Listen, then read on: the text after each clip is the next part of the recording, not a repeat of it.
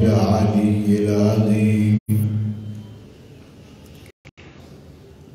وأفوض أمري إلى الله إن الله بصير بالعباد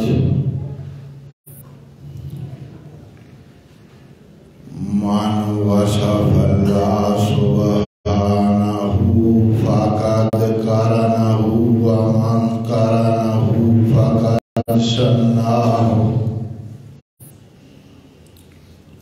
ومن شناه فقد جزاه ومن جزاه فقد جاهله ومن جاهله فقد أشار إليه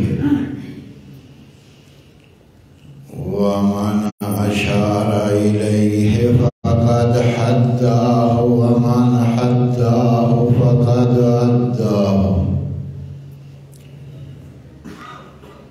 والصلاة والسلام على سيد الموجد بشير المسدد نذير المؤيد المصطفى الأمجد المحمود الأحمد بالقاسم محمد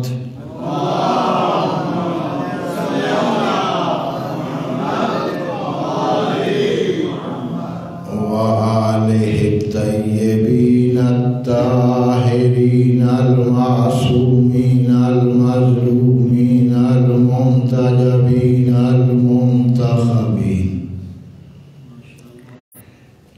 لا سيما سيدة نساء العالمين وبقية الله الأعظم في الأرضين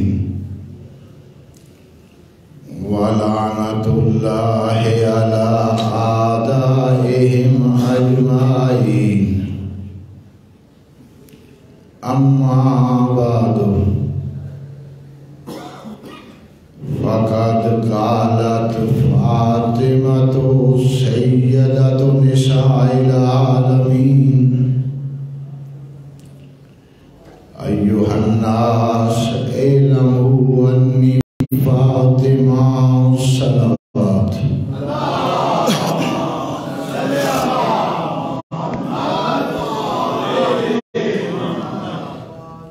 مجلس کی مقبولیت کے لیے اپنی اپنی حاجات کی برابری کے لیے مرحوم مومنین مومنات کی مغفرت کے لیے بلند آواز سے درود کا ورد فرمائیں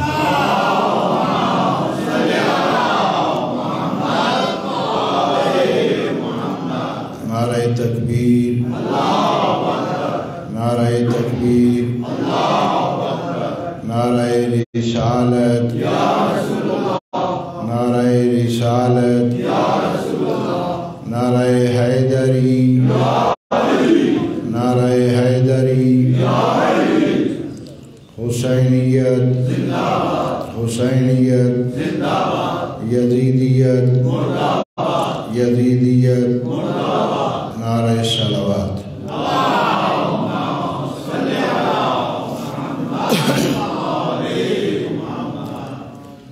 برادران گرامی قدر واجب القدر احباب ایام فاطمیہ کی مناسبت سے یہ مجالس ادا منعقد ہیں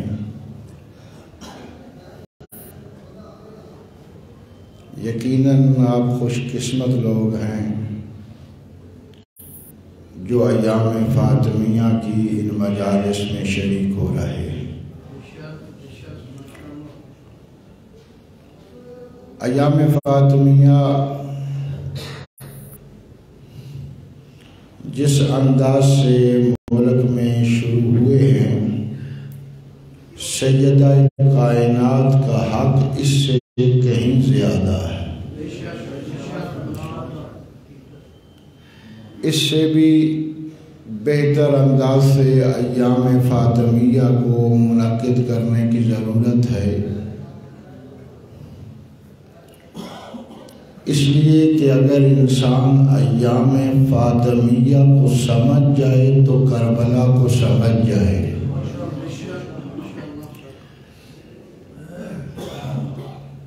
ایام فاطمیہ ہی در حقیقت تمہید کربلا ہے،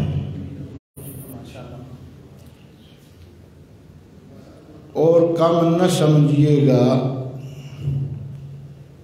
خدمت گزاری حضرت فاطمہ زہرا ان مجالس میں شریک ہونا، ایام فاطمیہ کے انعقاد کے لیے کوشش کرنا اور ان مجالس کو پرشکو بنانا، یہ معمولی خدمت نہیں۔ خدمت گزار فاطمہ کی اہمیت کیا ہے، اس کا اجر کیا ہے؟ معتبر روایت ہے، روایت کا راوی ہے مالک ابن دینار۔ روایت یہ ہے کہ قافلہ حج کو جا رہا تھا، اس قافلے میں مالک ابن دینار بھی تھا۔ یہ کہتا ہے میں نے کیا دیکھا کہ ایک کمزور اور ناتوان سی مستور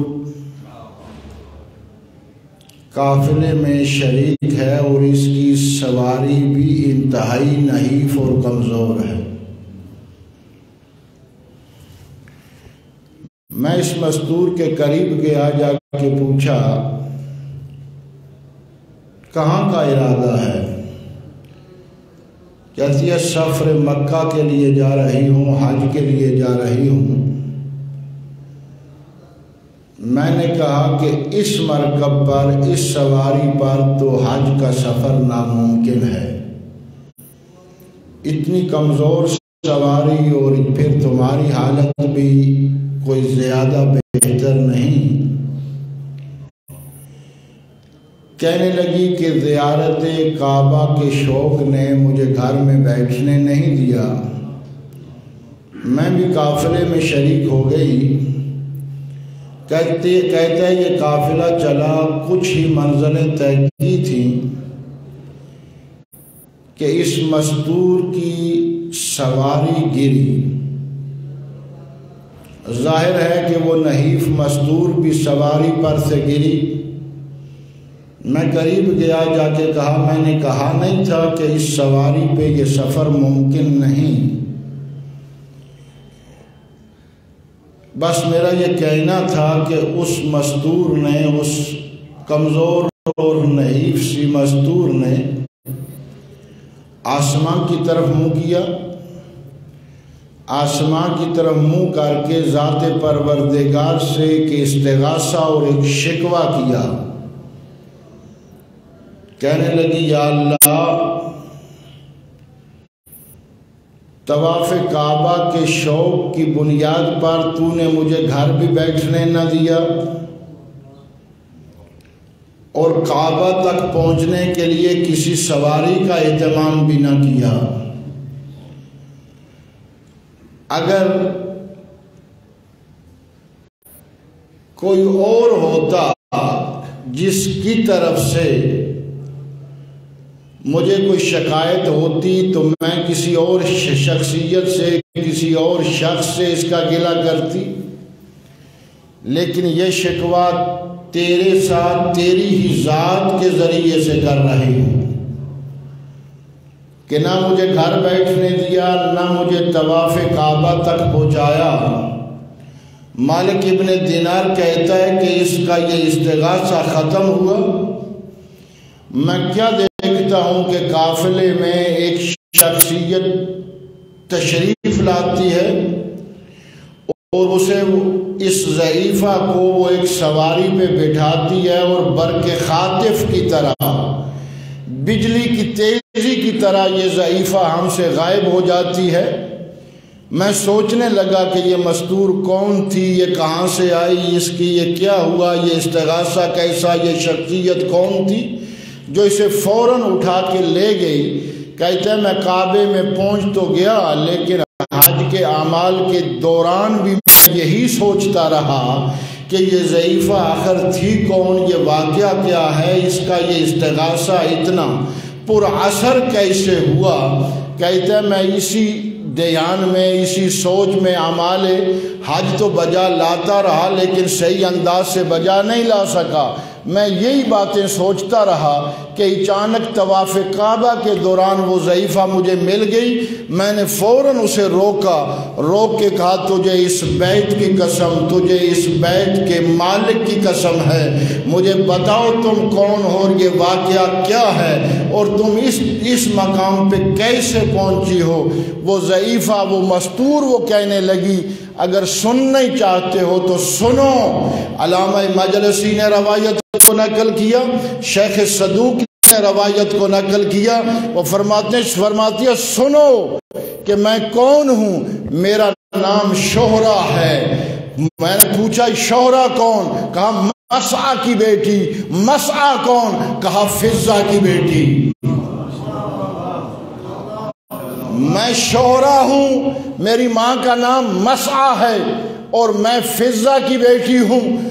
مسعہ فضہ کی بیٹی یعنی میں فضہ کی نواسی ہوں۔ میں نے ذات پروردگار سے یہ استغاثہ بلند کیا، اے اللہ میں تیری کنیز خاص فاطمہ زہرا کی خدمت گزار فضہ کی نواسی ہوں اور اس قافلے میں تنہا رہ گئی ہوں، کیا تو میری مدد نہیں کرے گا؟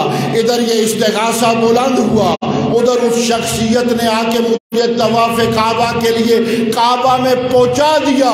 دوستان گرامی قدر خود سوچئے گا، اگر خدمت گزار فاطمہ کی منزل یہ ہے تو خود فاطمہ کا مقام کیا ہوگا؟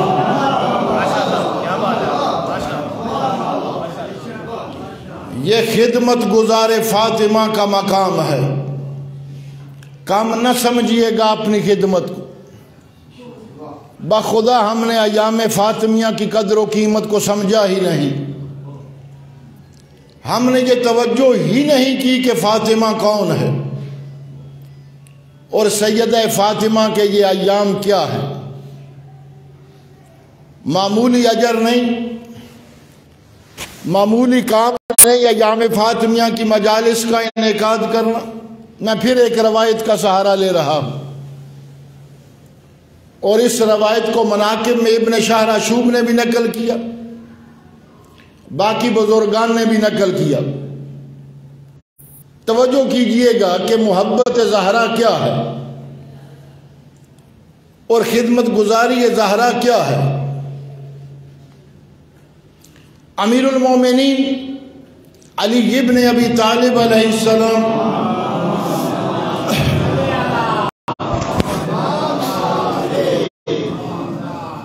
کمبر ساتھ ہے، ایک ویرانے میں کھڑے ہیں، کمبر کو ارشاد فرماتے ہیں کمبر جو میں دیکھ رہا ہوں وہ تم بھی دیکھ رہے ہو؟ کہتا ہے یا علی جو آپ دیکھ رہے ہیں مجھے تو دکھائی نہیں دے رہا۔ فرماتے ہیں کچھ دیر کے بعد تم بھی وہ دیکھ لو گے جو میں دیکھ رہا۔ میں روک کے اس منزل پہ کہوں کہ اس لیے فرما رہے تھے کمبر کچھ دیر بعد تم بھی دیکھ لو گے، اس لیے کہ علی اپنے سانسوں کی خوشبو کمبر کی روح میں منتقل کر رہے تھے۔ کمبر تھوڑی دیر بعد تم بھی دیکھ لو گے۔ بس معمولی سا وقفہ گزرا کہ ایک سفید ریش بزرگ، شکل و صورت سے انتہائی بزرگ، صاحب تقوی دکھائی دینے والا شخص امیر المومنین کے سامنے آیا، کہتا السلام علیکہ یا امیر المومنین۔ آپ کے مولا نے اس کے سلام کا جواب نہیں دیا بلکہ ارشاد فرماتے ہیں ملعون تو یہاں پہ کیسے آ گیا؟ تیرا یہاں پہ کیا کام ہے اور کہاں سے آ رہا ہے؟ کہتا ہے جو میرا کام ہے وہی کر کے آ رہا ہوں، کچھ افراد کو گمراہ کر کے آ رہا ہوں اور باقی افراد کو گمراہ کرنے کے لیے جا رہا ہوں۔ سمجھ تو گئے ہیں کہ یہ کون تھا؟ اسے آپ اپنے لفظوں میں ابلیس اور شیطان کہتے ہیں۔ میرے مولا نے کہا اچھا گمراہ کرنے جا رہا ہے۔ اس کے یہ جملے سننے کے بعد میرے مولا نے اسے دوبارہ مورد لعن قرار دیا، اس پہ لعنت کی۔ یہ کہتا ہے علی ساری دنیا مجھ پہ لعنت کرے لیکن آپ تو مجھ پہ لعنت نہ کریں۔ کیوں؟ کہتا ہے اس لیے کہ میں آپ کو ایک ایسی بات بتانے والا ہوں جس کا شاہد بھی، جس کا گواہ بھی میرے علاوہ اور کوئی نہیں ہے۔ علی فرماتے ہیں وہ کیا؟ کہتا ہے جب میں نے عبادت خدا سے انکار کیا، سجدہ الہی سے انکار کیا، خدا نے مجھے سزا دی، میں نے مہلت مانگی، تو پھر خازن جہنم کو حکم دیا گیا کہ اس ملعون کو جہنم کے تمام وہ گڑھے وہ عذاب کے مقامات دکھاؤ۔ خازن جہنم مجھے جہنم میں لے کے آیا، ایک ایک جہنم کے کنویں کے پاس مجھے کھڑا کیا اور کھڑا کر کے کہا کہ اس کنویں سے اٹھنے والی آگ کا ایک شعلہ تیرے جسم کو جلانے کے لیے کافی تھا اگر خدا نے تجھے مہلت نہ دے چکی ہوتی۔ آگ کا ایک ایک شعلہ تجھے جلانے کے لیے کافی، لیکن تجھے مہلت مل چکی ہے۔ میں جہنم کے گڑھے دیکھتا رہا، ایک سے ایک بڑھ کر گڑھا، اور جہنم کے ہر گڑھے پہ میں یہ سوچتا رہا کہ یہ کن لوگوں کے لیے یہ عذاب تیار کیا گیا ہے۔ ایک ایک جہنم کا کنواں دکھانے کے بعد مجھے ایک ایسے مقام پہ خازن جہنم لے آیا، فرشتہ الہی لے آیا اور آ کے کہا یہ وہ مقام ہے جو کائنات کی بدترین مخلوق کا ہے۔ کہتے ہیں کہ اس کنویں اور اس گڑھے میں جہنم کی آگ کے جو شعلے بلند ہو رہے تھے ان کو لفظوں میں بیان نہیں کیا جا سکتا کہ میں کیسے بیان کروں کہ کتنا ہولناک منظر تھا، کتنا گہرا وہ گڑھا تھا، کتنی شدید اس کی آگ تھی۔ اور کہا یہ وہ جگہ ہے جہاں پہ اس جہان کی بدترین مخلوق کو پھینکا جائے گا۔ میں نے پوچھا کائنات کی بدترین مخلوق کے لیے جہنم کا جو یہ عذاب رکھا گیا ہے آخر وہ بدترین مخلوق ہے کیا؟ میں نے جہنم کے پہلے گڑھے بھی دیکھے، پہلے کنویں بھی دیکھے، لیکن ان کا انداز کچھ اور تھا، جہنم کا یہ گڑھا کچھ اور انداز کا ہے۔ آخر یہ بدترین مخلوق ہے کون؟ تو خازن جہنم نے مجھے جواب دیا یہ جہنم کا گڑھا فقط علی و بطول کے دشمنوں کے لیے تیار کیا گیا ہے۔ جہنم کا یہ گڑھا فقط علی و بطول کے دشمنوں کے لیے، فقط بطول کی اولاد کے دشمنوں کے لیے یہ بنایا گیا ہے۔ اب اس مقام پہ میں دعوت دے رہا ہوں کہ ایام فاطمیہ کو کم نہ سمجھیں۔ جہنم کا یہ گڑھا دشمن علی اور دشمن بطول کے لیے بنایا گیا ہے۔ تعرف الاشیاء بازدادہا، اگر چیزوں کو پہچاننا چاہتے ہو تو اس کی ضد سے پہچانو۔ دن سمجھ آئے گا رات کی روشنی سے، سچ سمجھ آئے گا جھوٹ سے، عدل سمجھ آئے گا ظلم سے۔ دوستو چیزیں پہچانی جاتی ہیں ان کی ضد کی بنیاد سے۔ اگر علی و بطول کے دشمنوں کا مقام جہنم کا وہ گڑھا ہے تو علی و بطول کے ساتھ محبت رکھنے والوں کا عالم کیا ہوگا؟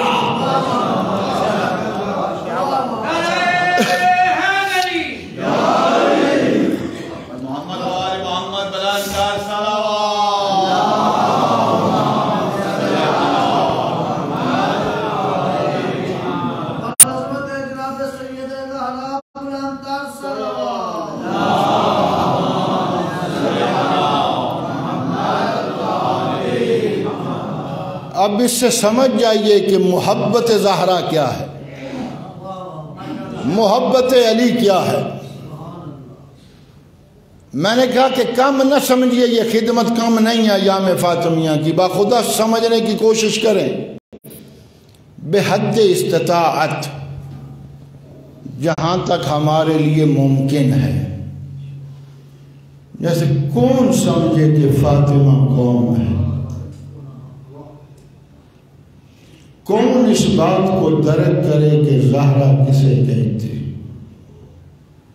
میں ایک دو جیتوں سے تعارف پیش کر رہا ہوں، لیکن نہیں کروایا جا سکتا سیدہ کائنات کا تعارف، اور میں نہیں کہہ رہا۔ فاطمہ الناس من کون ہے معرفتہا، پیغمبر اعظم نے ارشاد فرمایا یہ میری بیٹی وہ ہے جس کی حقیقی معرفت سے کائنات کے تمام عارف عاجز ہیں۔ نہیں پہچانا جا سکتا کہ فاطمہ کون ہے، لیکن جہاں تک ممکن ہے میں ایک روایت کا سہارا لوں کہ فاطمہ کون ہے۔ ہمارے ہاں جو روایات پڑھی جاتی ہیں، ہم کتاب میں روایت دیکھ لیں تو پڑھ دیتے ہیں۔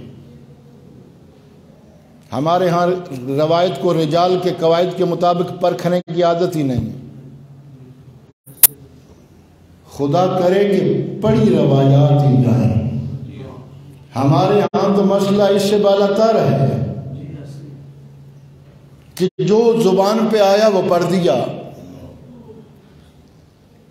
لیکن میں وہ روایت پڑھنے لگا ہوں اور اس شخصیت کی زبان سے پڑھنے لگا ہوں جو روایت کو پڑھنے سے پہلے رجال کے تمام قواعد کو دیکھتے ہیں اور پوری ذمہ داری سے کہتے ہیں کہ روایت رجال کے تمام قواعد کے مطابق پوری اتر رہی ہے۔ اس وقت تک وہ روایت پڑھتے ہی نہیں جب تک روایت صحیح اور ثقہ نہ ہو، یعنی ثقہ راویوں نے اسے روایت کیا نہ ہو۔ کون ہے وہ شخصیت؟ اس شخصیت کا نام ہے وحید الدہر آیت اللہ العظمیٰ وحید خراسانی۔ مراج عظام کی صحت و سلامتی کے لیے درود کا ورد فرما دیجیے گا۔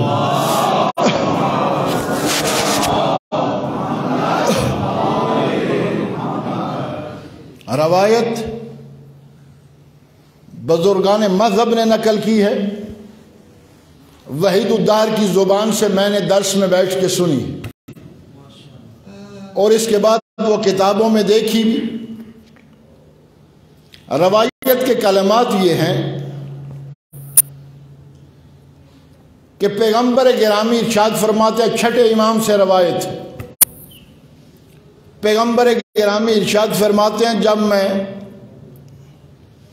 معراج کو گیا تو سفر معراج میں مجھے ایک محل دکھایا گیا، ایک قصر دکھایا گیا، جو قصر سرخ یاقوت سے تعمیر تھا، اور اس قصر کے 1000 دروازے تھے، ہر دروازے پہ 1000 فرشتہ تھا۔ 1000 دروازہ، ہر دروازے پہ 1000 فرشتہ، اور جنت کے مقام سے یہ قصر اتنا بلند تھا، اب اگر ان لفظوں کو سمجھ سکیں تو عظمت زہرا کو سجدے کیجئے گا۔ یہ قصر اتنا بلند تھا، جنت کے مکینوں سے اتنا بلند تھا کہ جنت والے اس قصر کو ایسے ہی دیکھتے تھے جیسے زمین والے ستاروں کو دیکھتے۔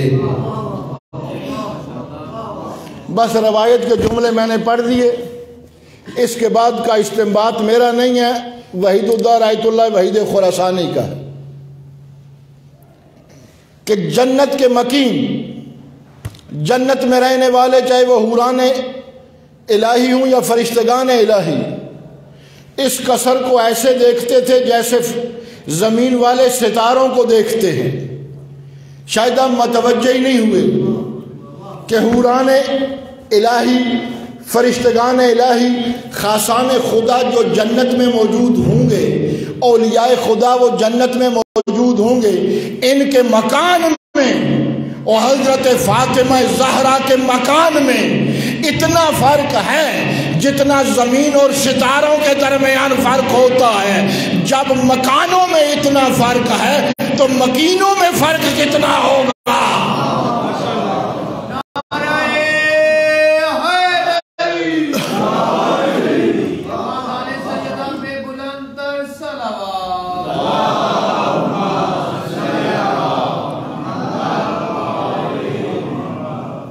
پیغمبر گرامی فرماتے ہیں مجھے تعارف کروایا گیا کہ اس قصر کو قصر زہرا کہتے ہیں، اس قصر کو قصر زہرا کہا جاتا ہے۔ کون سمجھے فاطمہ کسے کہتے ہیں؟ میں ایک اور روایت کا سہارا لوں کہ فاطمہ کون ہے۔ بخدا ہم نے ایام فاطمیہ گزار دیے، ہم نے ایام فاطمیہ میں یہ سمجھنے کی کوشش ہی نہ کی کہ بطول کون ہے۔ اب توجہ کیجئے گا، اگر میں یہ 2 منٹ کی تمہید عرض نہ کروں تو شاید میں روایت نہ سمجھا سکوں کہ فاطمہ کسے کہتی۔ پیغمبر گرامی کا سفر معراج آپ کو یاد ہے، مجھے سفر معراج نہیں پڑھنا۔ پیغمبر سفر کرتے کرتے اس منزل پہ پہنچے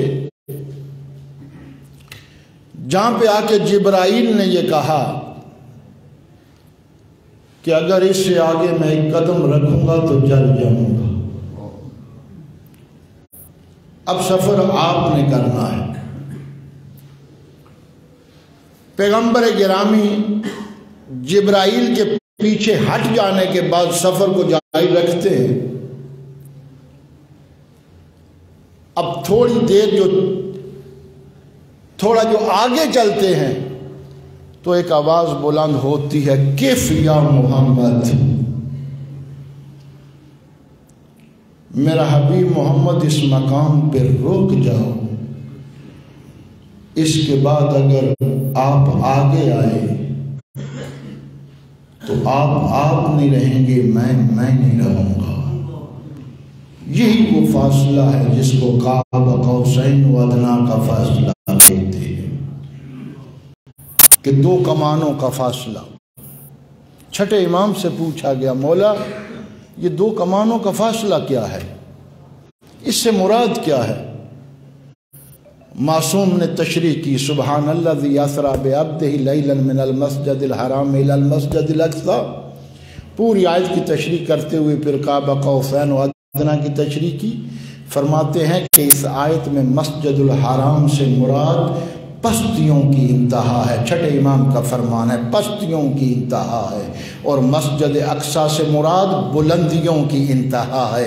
قاب قوسین ادنا سے مراد 2 کمانوں کا فاصلہ، یہ عبد اور معبود کی 2 کمانیں ہیں، یعنی اللہ نے اپنے حبیب کو پستیوں سے اٹھایا، اتنا بلند کیا کہ حبیب بلندیوں کی انتہا تک جا پہنچا، اور بلندیوں کی انتہا کو اگر سمجھ نہ سکو تو اس قاب قوسین و ادنا کو سمجھ لو کہ اتنا بلند ہوا کہ فقط 2 کمانوں کا فاصلہ رہ گیا۔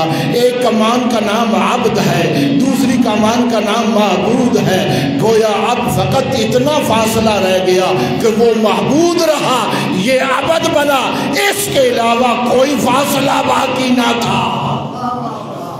2 کمانوں کا فاصلہ عبد اور معبود کا فاصلہ ہے۔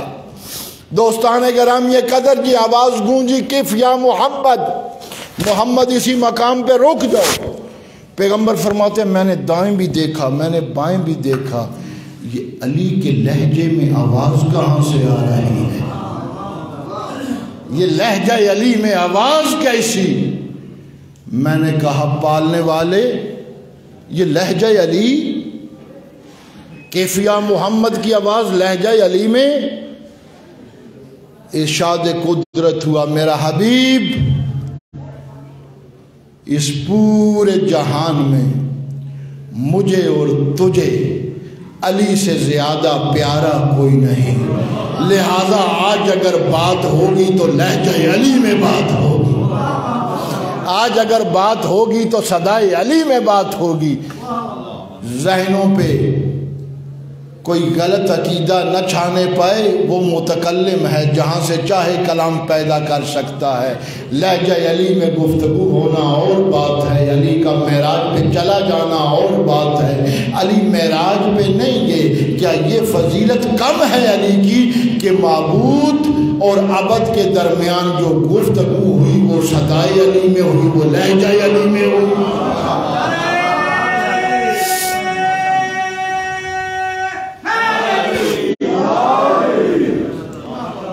اب متوجہ ہو گئے آپ کہ عبد اور معبود کے درمیان جو گفتگو ہوئی وہ لہجہ علی میں ہوئی۔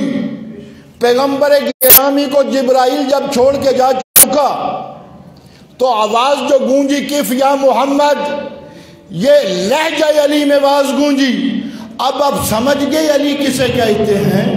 یہ علی کوئی معمولی شخصیت نہیں کہ لہجہ علی میں عبد اور معبود کے درمیان گفتگو، کف یا محمد کہنے والی آواز بھی وہ علی کی آواز کے مشابہ پیدا کی گئی۔ اگر سمجھ گئے کہ علی کسے کہتے ہیں تو میری لاکھوں جانیں قربان ہوں، معراج کی رات جس علی کے لہجے میں گفتگو ہوئی وہ علی فاطمہ کو مخاطب کر کے کہتے ہیں ما یبکی کہ یا سیدتی، میری سیدہ اور میری سردار، آپ کے رونے کی وجہ کیا ہے؟ اگر علی کو سمجھ گئے تو اب میں جملہ کہہ رہا ہوں دوستو، جب علی فاطمہ زہرا کو سیدہ کہہ کر پکارے، میری اور آپ کی حیثیت ہی کیا ہے؟ یہ علی فاطمہ زہرا کو سیدہ کہہ کر پکارے تو پھر خود اندازہ کر لیجئے گا کہ فاطمہ کسے کہتے، پھر خود سمجھیے گا کہ فاطمہ کون ہے۔ اس سے بالا تر جملہ کہوں ایک، سب جانتے ہیں اب کہ فاتح خیبر ہیں علی، فاتح بدر ہیں علی، فاتح احد ہیں علی، فاتح حنین ہیں علی، باب مدینۃ العلم ہیں علی، مولود کعبہ ہیں علی، مسجد میں شہادت ہوئی علی کی۔ میں کہوں گا علی کے یہ فضائل گنتے آئیے علی کے فضائل، پھر اس مقام پہ آ جائیے پیغمبر کا جملہ لولا علی لم یکن لفاطمہ تکف، اگر علی نہ ہوتے تو فاطمہ کی برابری کرنے والا ہی کوئی نہ تھا۔ تو پھر مجھے کہنے دیجئے، جب فاتح خیبر کا زینہ علی عبور کرے، جب فاتح بدر کا زینہ علی عبور کرے، جب باب مدینۃ العلم کا زینہ علی عبور کرے، اتنے سارے زینے علی عبور کرتے جائیں تو پھر جا کر زبان پیغمبر کے مطابق فاطمہ کے برابر آتے ہیں۔ لولا علی لم یکن لفاطمہ تکف، کون سمجھے فاطمہ کسے کہتی؟ اور بی بی نے جب اپنا تعارف کروایا ہے، بڑے عجیب انداز میں تعارف کروایا، خطبہ فدق اپنے بچوں کو اس طرح پڑھائیں جس طرح نصاب کی کتابیں پڑھائی جاتی۔ بی بی نے وہاں پہ احکام بھی بیان کیے ہیں، عقائد بھی بیان کیے ہیں، مسائل بھی بیان کیے ہیں، اپنی حقانیت بھی بیان کی ہے، نبوت و امامت کی حفاظت میں بیانات بھی دیے ہیں۔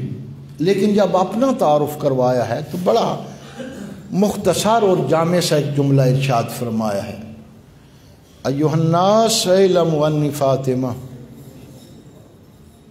بڑا مختصر سا جملہ ہے، لوگوں مجھے پہچانو میں فاطمہ۔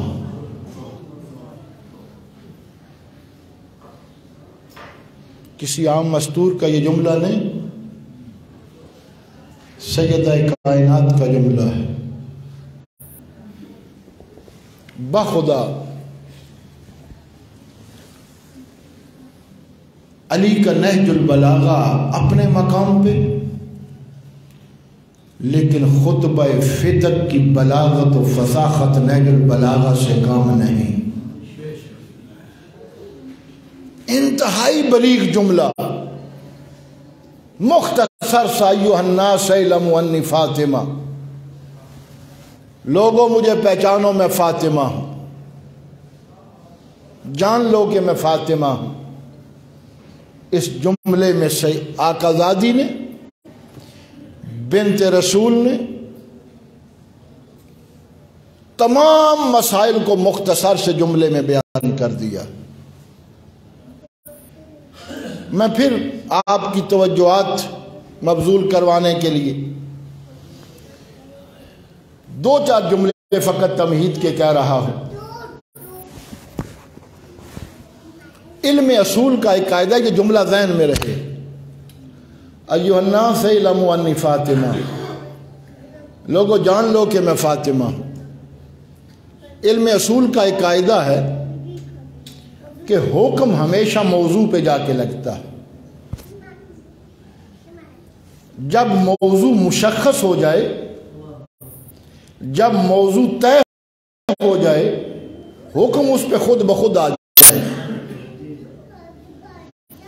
اگر متوجہ نہیں ہوئے تو جب یہ طے ہو جائے کہ اس گلاس میں موجود مائع آب مطلق ہے یعنی پانی ہے، جب یہ طے ہو جائے، یہ فیصلہ ہو جائے کہ اس گلاس میں موجود مائع، یہ جو سیال مادہ موجود ہے یہ پانی ہے، آب مطلق ہے، موضوع مشخص ہو گیا، حکم اس پر خود بخود آ جائے گا۔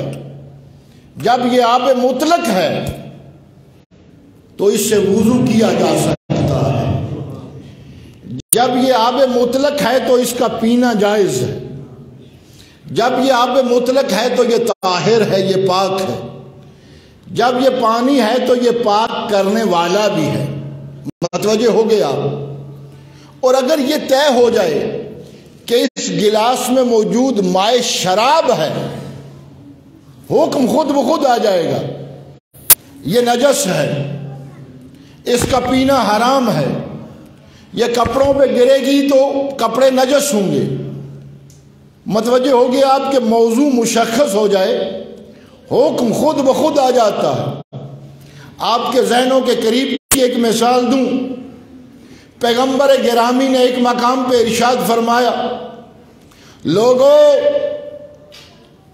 کہاں مجھے چھوڑ کے جا رہے ہو؟ مجھے دیکھو میں محمد رسول اللہ ہوں، مجھے دیکھو میں محمد رسول اللہ ہوں۔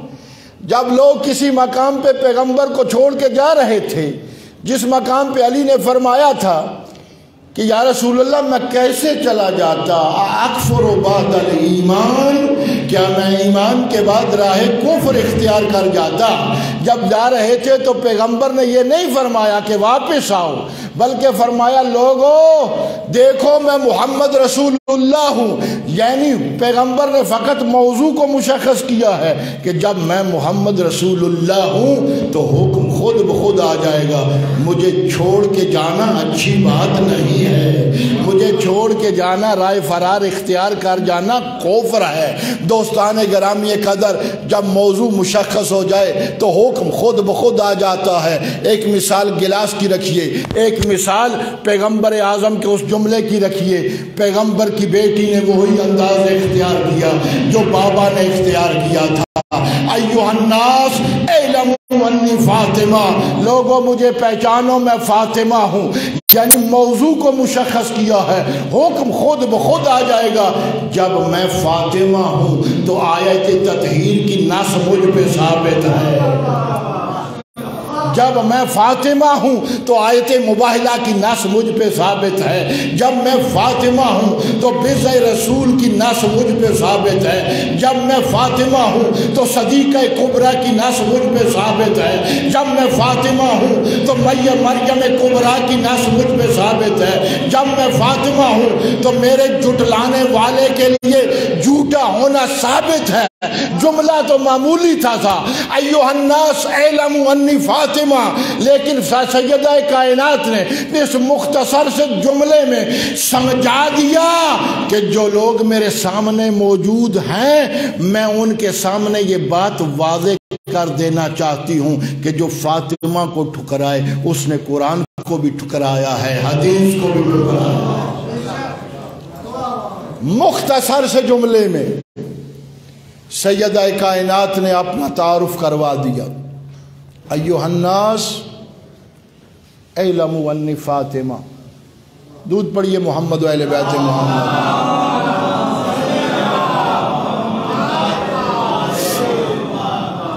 لوگوں مجھے پہچانو کہ میں فاطمہ۔ کون ہے فاطمہ؟ کسے کہتے ہیں فاطمہ؟ کسے کہتے ہیں بطول؟ میں اپنی عقیدت کے لفظوں میں یوں ہی کہا کرتا ہوں، بطول کے معنی، بطول کے متعلق یقیناً آپ نے علماء سے سنا، آئندہ بھی جو مجالس رہ گئی ہیں سنتے رہیں گے، لیکن حدیث کا سارا مفاد اکٹھا کر کے بطول کے جو معانی حدیث میں ذکر ہوئے ہیں ان سب کو پیش نظر رکھ کے میں اپنی عقیدت کے لفظوں میں ایک جملہ کہوں کہ بطول کسے کہتے ہیں؟ جس ماں کے بدن سے جنم لینے والے بچوں کا پہلے دن کا لباس ملائکہ جیسی معصوم مخلوق کے لیے زیارت گاہ بن جائے، ایسے بچوں کی ماں کو بطول کہتے ہیں۔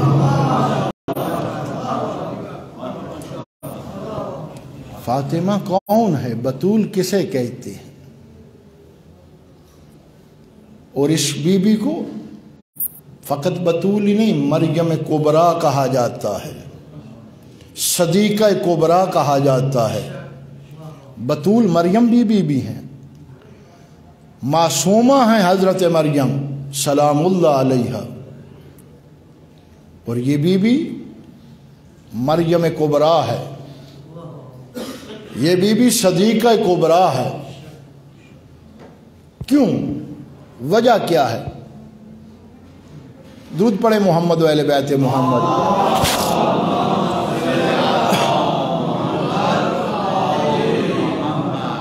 اس بی بی کو صدیقہ کبریٰ اور مریم کبریٰ کہنے کی وجہ کیا ہے؟ پھر 2 منٹ کی فقط تمہید۔ افراد کو اگر 3 حصوں میں آپ تقسیم کریں تو کچھ افراد وہ ہیں جن کی ہمیشہ یہ کوشش ہوتی ہے کہ خدا جو حکم دے اس حکم پہ عمل کیا جائے، کوشش یہ کرتے ہیں کہ حکم الہی پہ عمل کیا جائے۔ بعض اوقات کوتاہی بھی ہو جاتی ہے،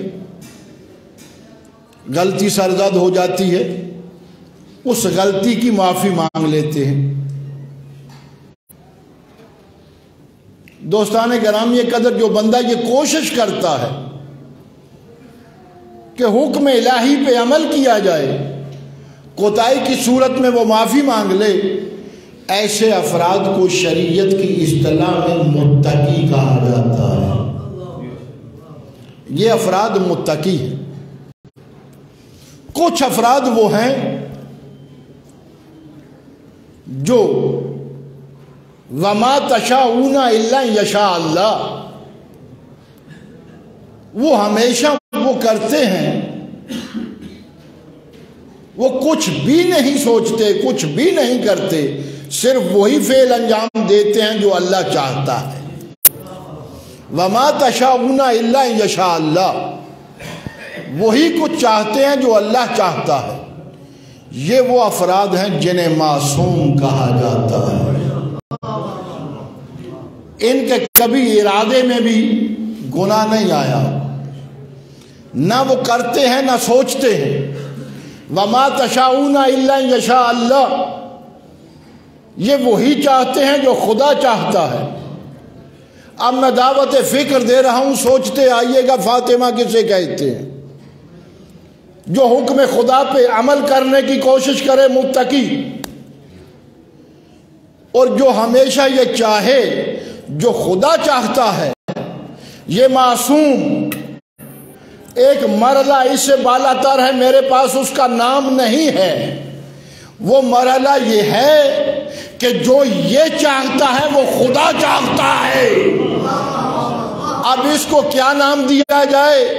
نہ یہ متقی کی صف میں، نہ یہ معصوم کی صف میں، بلکہ میں اسے اپنے لفظوں میں یہ کہوں، یہ تو کوئی ما فوق عصمت سے بلند تر ایک منصب ہے جو حضرت فاطمہ زہرا کو ملا ہے، اور وہ منصب یہ ہے کہ یہ ما تشاؤون الا یشاء اللہ نہیں، بلکہ جو یہ چاہتی ہے خدا وہ چاہتا ہے۔ اب سمجھیے مریم میں اور فاطمہ میں فرق کیا ہے؟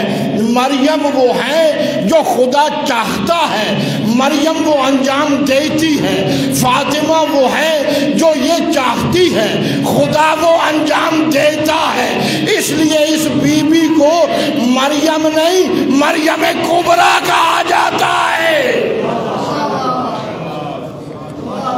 یہ بی بی صدیقہ نہیں، صدیقہ کبریٰ ہے، اس لیے کہ یہ بی بی وہ ہے کہ جو یہ چاہے خدا وہ چاہتا ہے۔ یہ میں نہیں کہہ رہا، یہ میرے الفاظ نہیں ہیں۔ ان اللہ یرضی برضاہا، پیغمبر نے ارشاد فرمایا کہ اللہ فاطمہ کی رضا سے راضی ہوتا ہے، وَيَغْضِبُ بِغَضَبِهَا، اور اللہ فاطمہ کی ناراضگی سے ناراض ہوتا ہے۔ دوستان کرامی قدر، یہ عصمت نہیں، یہ تو ما فوق عصمت کوئی منصب ہے جو حضرت فاطمہ زہرا کو عطا کیا گیا۔ اس لیے اس بی بی کو صدیقہ کبریٰ بھی کہا جاتا ہے، مریم کبریٰ بھی کہا جاتا ہے۔ درود پڑھیے سیدہ کائنات کی ذات۔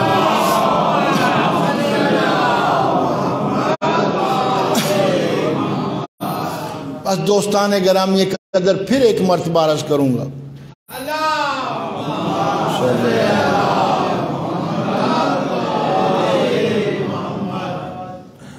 کہ سوچنے کی کوشش کیجئے گا کہ فاطمہ زہرا کیا ہے۔ بخدا کی ما فوق عصمت کوئی منصب ہے جو حضرت فاطمہ زہرا کو عطا کیا گیا، نہیں سمجھا جا سکتا۔ پیغمبر نے ایک جملہ ارشاد فرمایا، متفق علیہ ہے، سنی شیعہ مورخین اور محدثین نے لکھا ہے، فرماتے ہیں جب میں جنت کی خوشبو کا خواہش مند ہوتا تو فاطمہ کی پیشانی چوم لیتا تھا۔ متفق علیہ جملہ ہے۔ اب میں ایک جملہ عرض کروں اس پہ کہ جب میں خوشبو جنت کا مشتاق ہوتا تو فاطمہ کی پیشانی چوم لیتا، تو پھر مجھے کہنے دیجیے جو اس جہان میں رہ کر خوشبو جنت کو محسوس کر سکے وہی فاطمہ کو سمجھ سکتا ہے۔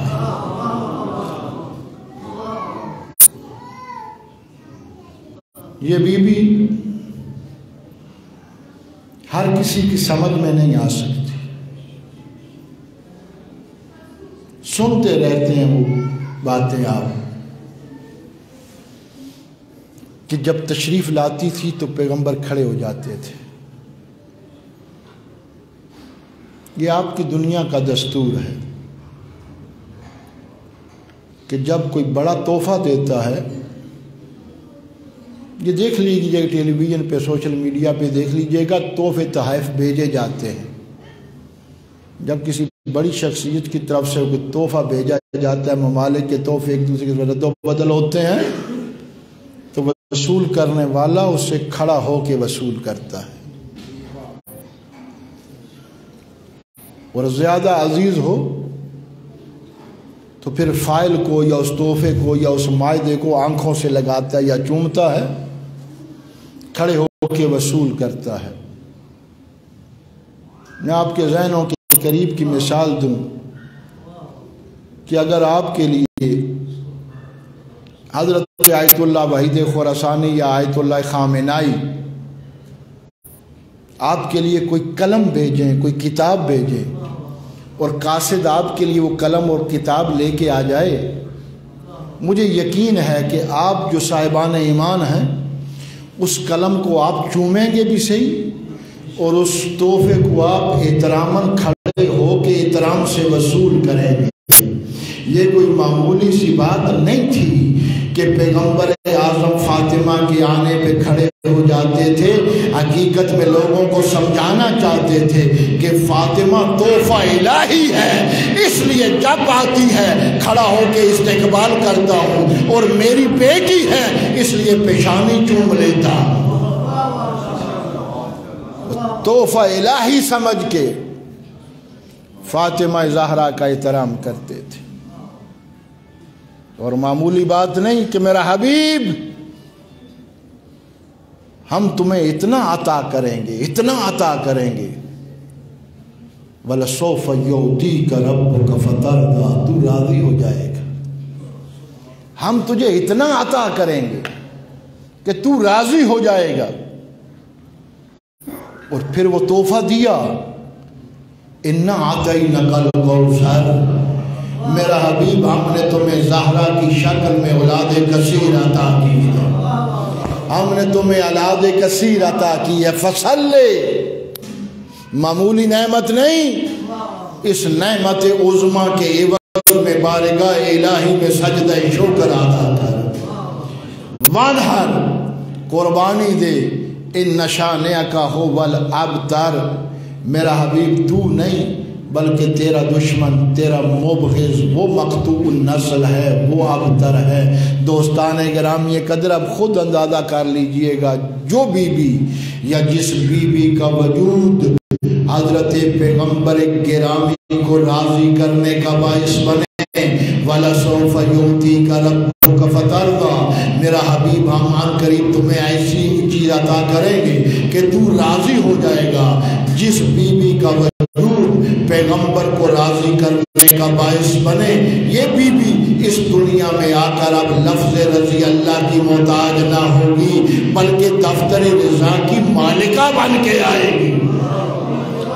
اسے لفظ رضی اللہ کی ضرورت نہیں، بلکہ یہ دفتر رضا کی مالکہ ہے، اور دفتر رضا کی ملکیت پہ ایک دلیل دوں آپ کو دوستان گرامی قدر، وہ معمولی منظر نہیں کہ اذا وقعت الواقعۃ لیس لوقتها کاذبہ خافضۃ رافعہ اذا رجت الارض رجا وبست الجبال بسا فکانت هباء منبثا۔ دوستان گرامی قدر و معمولی مرحلہ نہیں، وہ وقت وہ ہے کہ جب پہاڑ اس طرح ریزہ ریزہ ہو کر اڑیں گے کہ وہ دھوپ میں نظر آنے والے ذرات دکھائی دیں گے، وہ قیامت کا منظر، وہ محشر کی منظر، جب انبیاء پہ نفسا نفسی کا عالم ہوگا، جب اولیاء خدا پہ نفسا نفسی کا عالم ہوگا، اس ماحول میں جب غضب الہی سے، جلال الہی سے سب ڈر رہے ہوں گے، تو ایک فاطمہ زہرا ہی ہے جو میدان معاشر میں آئیں گی اور آواز بلند ہوگی، لوگوں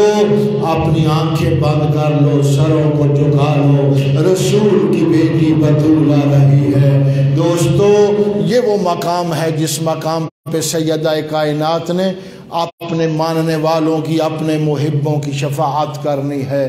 وہ زخمی پہلو سیدہ کا، جس کا سیدہ واسطہ دے کے، اور امام عصر جس کا واسطہ دے کے آج بھی بارگاہ الہی سے التجا کرتے ہیں۔ دوستو، وہ منزل اور وہ منظر جس میں فقط سیدہ کی شفاعت آگے بڑھیں گی، اور اس وقت جو شفاعت کی سیدہ کائنات جو شفاعت کریں گی، بعض روایات میں ہے کہ جب باب رسول کا امامہ اور حسین کا کرتا اپنے کندھے پہ ڈالے ہوئے میدان معاشر میں وارد ہوں گی. میدان معاشر میں زلزلہ آئے گا، حوران جنت اپنے مقامات کو چھوڑ دیں گی، فرشتگان الہی میں ہلچل پیدا ہوگی، آواز قدرت آئے گی، فاطمہ اس کرتے کو اپنے کندھے سے ہٹاؤ. عزادارو یہ کون سا کرتا ہے؟ یہ وہ کرتا ہے، وہ قمیض ہے جو سید الشہداء نے میدان کربلا میں پہنی ہوئی تھی. اس قمیض کو دیکھ کر میدان معاشر میں زلزلہ آ گیا، حوران جنت ماتم کرنے لگے، فرشتگان الہی میں گریے کی صدائیں بلند. فاطمہ اس کرتے کو ہٹاؤ. میں کہوں گا سیدہ زینب آپ کے حوصلے پہ قربان، آقا دادی آپ کے صبر اور آپ کی ہمت پہ قربان، جو 70 قدم پہ کھڑی دیکھتی رہی اور بھائی ذبح ہوتا رہا. اجرکم اللہ، اجرکم اللہ. عزادارو 2 جملے سنیے گا فقط سیدہ کائنات کے مصائب کے. بخدا اس مصیبت کو شاید ہم درک ہی نہیں کر سکتے کہ فاطمہ کی مصیبت کیا ہے. پھر جملہ کہہ رہا ہوں آیت اللہ وحید خراسانی کا. وہ فرماتے ہیں 70 یا 75 جنگوں میں علی نے دشمن کے مد مقابل آ کر دو بدو آ کر سامنے آ کر علی نے جنگ کی ہے، لیکن کوئی ضعیف سے ضعیف تاریخ بھی نہیں بتاتی کہ کسی دشمن نے علی کو گرایا. علی زمین پہ گرے ہو، کسی سے نہ گرنے والا علی جب مسجد میں اطلاع ملتی ہے نا کہ فاطمہ چلی گئی، کسی سے نہ گرنے والا علی مسجد میں گشت کھا گیا. کافی دیر کے بعد جو افاقہ ہوا، خرامہ خرامہ گھر کی طرف چلے. سیدہ کائنات کے سرانے ایک وصیت تھی جو سیدہ کائنات نے پہلے وصیت کی ہوئی تھی. امیر المومنین نے وہ کاغذ اٹھایا، وصیت پڑھنے لگے. میں وہ وصیت نہیں پڑھ رہا، آپ سنتے رہیں گے آئندہ دنوں میں. اس کا فقط ایک جملہ پڑھ رہا. سیدہ نے اپنے وصیت میں کہا، علی قیامت تک آنے والی میری اولاد کو میرا سلام کہنا. علی قیامت تک آنے والے میرے محبوں کو میرا سلام کہنا. عزادارو شاید میں اس وصیت کا مفہوم سمجھ ہی نہ سکتا اگر آیت اللہ وحید خراسانی نے نہ بیان کیا ہوتا. علی قیامت تک آنے والی میری اولاد کو میرا سلام کہنا. وحید الدین فرماتے ہیں کہ اس سلام کا جواب یہ ہے کہ جب ایام فاطمیہ آئیں تو ایام فاطمیہ کی مجلس میں شریک ہو کر رسول کو رسول کی بیٹی کی تعزیت پیش کی. اس سلام کا جواب یہ ہے. عزادارو یہ کیا وصیت ہے کہ علی قیامت تک آنے والی میری اولاد کو میرا سلام کہنا. وحید الدار نے اس وصیت کا ترجمہ کیا، تشریح کی. وہ فرماتے ہیں کہ آقا زادی حقیقت میں اپنی اولاد کو، اپنے چاہنے والوں کو یہ سمجھانا چاہتی ہیں کہ دیکھو میری غیرت مند اولاد ہو، میرے غیرت مند ماننے والے ہو، میں وصیت کر رہی ہوں کہ دیکھو میں اس دنیا سے جا رہی ہوں، لیکن میری اولاد یہ نہ بھولنا کہ تمہاری ماں کا پہلو زخمی تھا، تمہاری ماں کا ہاتھ شال تھا، تمہاری ماں کی پسلیاں ٹوٹی ہوئی تھی. اجرکم اللہ، اجرکم اللہ. عزادارو یہ جملے سن لینا کہ پسلیاں ٹوٹی ہوئی تھی، بڑا آسان ہے، ذرا حکیموں اور ڈاکٹروں سے جا کر پوچھو تو صحیح کہ اگر کسی بیوی کی، کسی مستور کی یا کسی مرد کی ایک پسلی ٹوٹ جائے تو وہ سانس کتنا مشکل لیتا ہے۔ عزادارو اللہ جانے زہرا کی کتنی پسلیاں ٹوٹی، خدا جانے 95 دن رسول کی یہ بیٹی سانس کیسے لیتی رہی، ٹوٹی ہوئی پسلیوں کے ساتھ اللہ جانے 95 دن یہ زندہ کیسے رہی۔ عزاداروں مجھے شہادت نہیں پڑھنی، لیکن ایک جملہ ضرور عرض کروں گا، ایک جملہ ضرور کہوں گا کہ جب علی آقا سیدہ کائنات کو قبر کے میں دفن کرنے لگے، قبر کے سپرد کرنے لگے، تو میرے آقا امیر المومنین نے ایک مرتبہ قبر پہ کھڑے ہو کے نہج البلاغہ میں بھی جملے موجود ہیں، مولد زہرا کے باب میں علامہ یعقوب کلینی نے اصول کافی میں بھی یہ جملے نقل کیے، جب منتقل کرنے لگے تو ایک مرتبہ اپنی کمر پہ ہاتھ رکھا، کمر پہ ہاتھ رکھ کے روضہ رسول کی طرف منہ کیا، روضہ رسول کی طرف منہ کر کے کہتے ہیں کلا یا رسول اللہ صبری، یا رسول اللہ علی کا حوصلہ جواب دے گیا، حجرکم اللہ، یا رسول اللہ علی کا حوصلہ جواب دے گیا، یا رسول اللہ علی کا حوصلہ جواب دے گیا۔ عزاداروں میں وہ جملے پڑھ ہی نہیں سکتا، ستنبئک ابنتک، یا رسول اللہ میں کچھ نہیں بتا سکتا، اپنی بیٹی سے پوچھئے گا کہ اس کی پسلیوں کی حالت کیا ہے، اس کے ہاتھوں کی حالت کیا ہے، اس کے جسم کی حالت کیا ہے۔ عزاداروں سنو گے سینوں پہ ہاتھ رکھ کے جب غسل دیا نا تو ایک مرتبہ علی دھاڑے مارتے ہوئے باہر آئے۔ عزاداروں میں وہ روایت نہیں پڑھ رہا، فقط ایک جملہ عرض کر رہا ہوں، جب پوچھنے والے نے پوچھا یا علی یہ اس طرح اتنی بلند آواز سے گریا کیوں، فرماتے ہیں زہرا نے مجھ سے آج تک چھپائے رکھا ہے، زہرا کا جسم تو تازیانوں سے سیاہ ہو چکا ہے۔ اجرکم اللہ، اجرکم اللہ، زہرا کے جسم پہ سیاہی ہے، تازیانوں کے نشانات ہیں۔ عزاداروں فقط ایک منزل آگے بڑھیے گا، عزاداروں خدا آپ کو کسی غم میں نہ رولائے، پیغمبر کی بیٹی کو قبر کے حوالے کیا، قبر کے حوالے کرنے کے بعد علی جو اپنے گھر میں آئے تو ایک صحابی نے اطلاع دی، یا علی کچھ لوگ قبر کی طرف جا رہے ہیں، کچھ لوگ شام کا وقت تھا قبر کی طرف جا رہے ہیں۔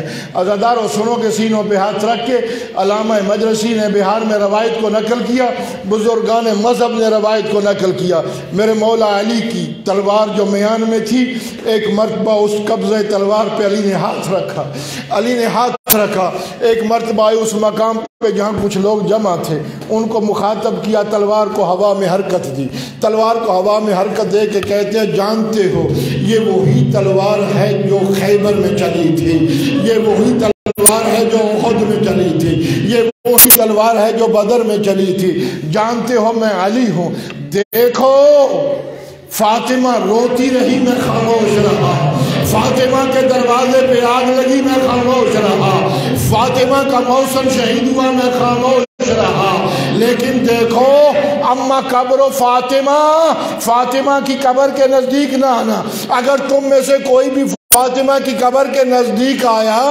تو میں علی خون کی ندیاں بہا دوں گا، میں علی خون کی ندیاں بہا دوں گا۔ جی چاہتا ہے دست بست عرض کروں آقا علی، آقا علی آخر وجہ کیا ہے کہ آپ تلوار لے کے فرما رہے ہیں میں خون کی ندیاں بہا دوں گا؟ جواب دیں گے تجھے علم نہیں، یہ حرمت زہرا کا مسئلہ ہے، یہ غیرت علی کا مسئلہ ہے، یہ غیرت زہرا کا مسئلہ ہے، اگر تلوار کا قبر کھولنے کی کوشش کی تو میں خون کی ندیاں بہا دوں گا۔ عزاداروں میرا جی چاہتا ہے دست بست عرض کروں یا علی آپ کے پاس تو تلوار تھی، آپ نے تلوار نکال لی، مولا آپ فاتح خیبر تھے، آپ نے تلوار نکال کی، آپ کا پوتا سجاد کیا کرے؟ شرابی کا دربار ہے، پھوپھیوں کے ننگے سر ہیں اور ایک ہی رسی میں پھوپھیاں اور بہنیں بندھی ہوئی ہیں، ظالم بار بار پوچھتا ہے حسین کی بہن زینب کون ہے؟ غیرت کی تصویر بنے ہوئے مجسمہ غیرت سجاد سر جھکا کے کھڑا ہے، آقا یا علی آپ کا بیٹا سجاد کیا کرے؟ سجاد تیری ہمت پہ قربان، سجاد تیرے حوصلے پہ قربان۔ الا لعنت اللہ علی القوم الظالمین وسیعلم الذین ظلموا ای منقلب ینقلبون۔